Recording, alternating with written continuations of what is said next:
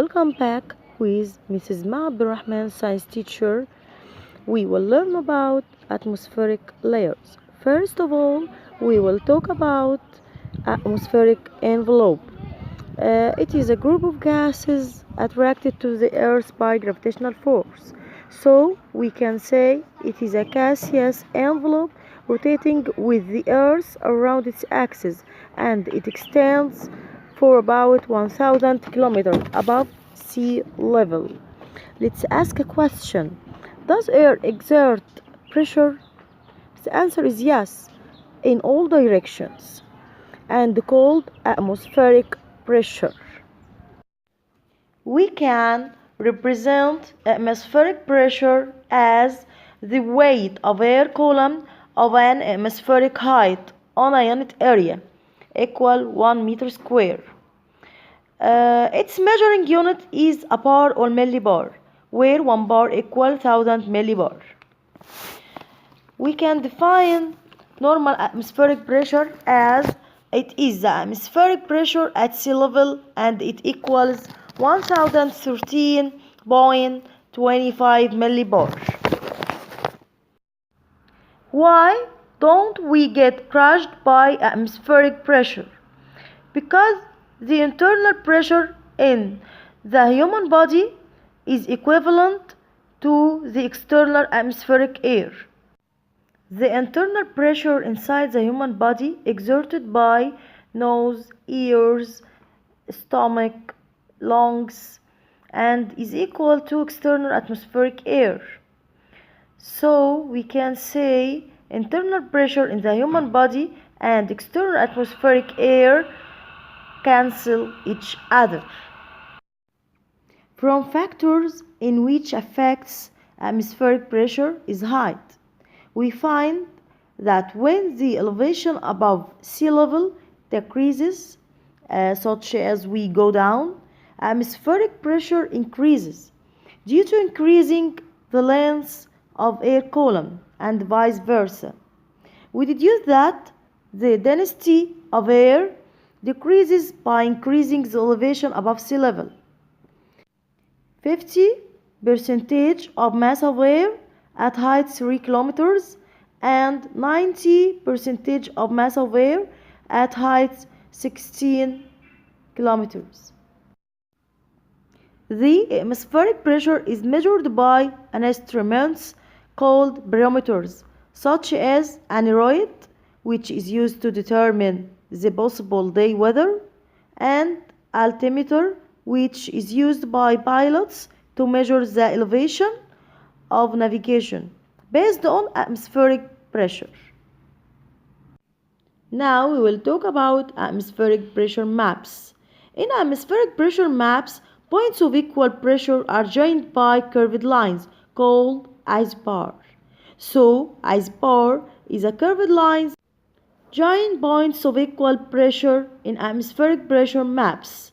In atmospheric pressure maps, we find symbols such as L and H, whereas L refers to the low atmospheric pressure areas, and H refers to the high atmospheric pressure areas.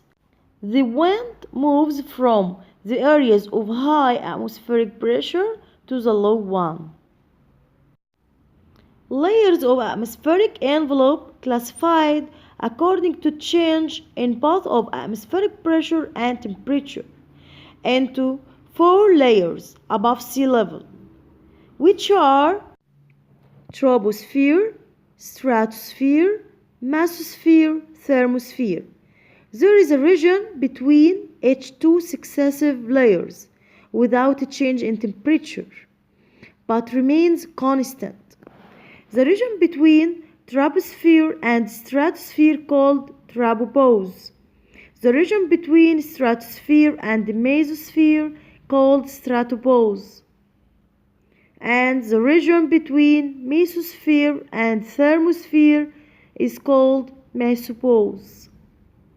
We noted that this region takes the name of the preceding layer. The first layer of atmospheric envelope is troposphere. It means the disturbed layer.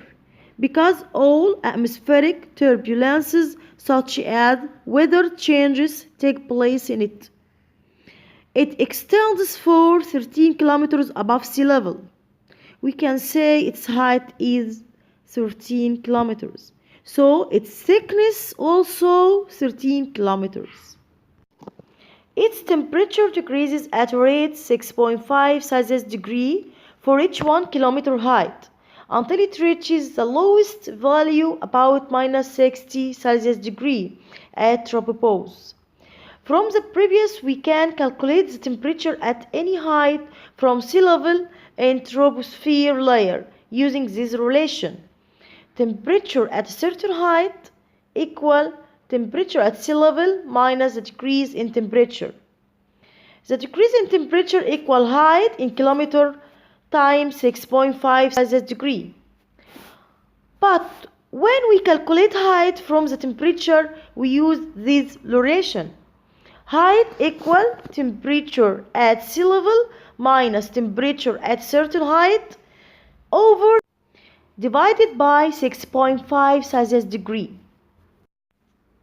The atmospheric pressure decreases as we go up. It becomes 100 millibar at its top. It contains 75% of the mass of atmospheric air.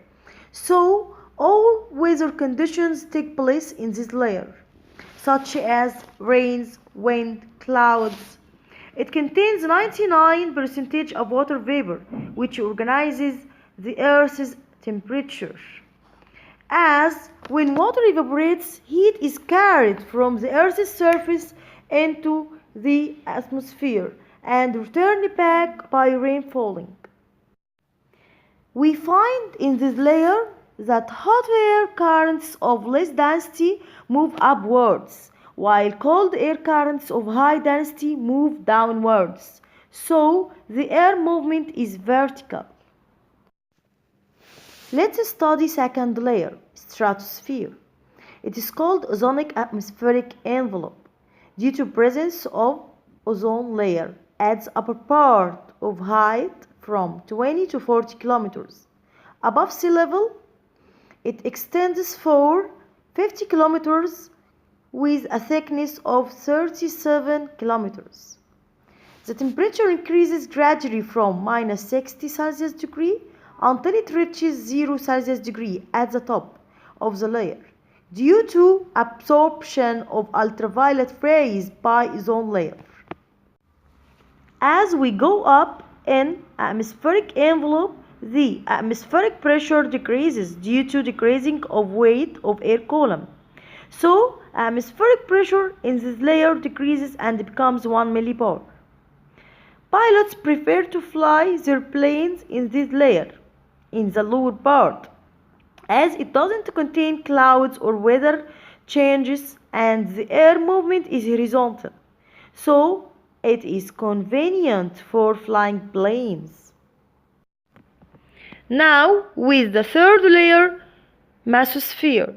The coldest layer as its temperature decreases at a high rate as we go up until it reaches minus 90 Celsius degree. It extends for 85 kilometers above sea level with a thickness of 35 kilometers.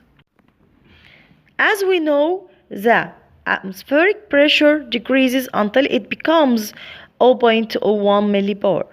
It is a vacuumed, highly rarefied layer, as it contains limited quantities of helium and hydrogen gases only. It protects Earth from celestial rocky masses that enter the atmospheric air, where they burn as a result of their friction with air molecules, forming luminous meteors. The fourth layer is thermosphere. It is called the thermal layer because it is the hottest layer. It reaches 1200 Celsius degree at its top. It extends for 675 kilometers above sea level with a thickness of 590 kilometers. Its upper part contains charged ions and called ionosphere.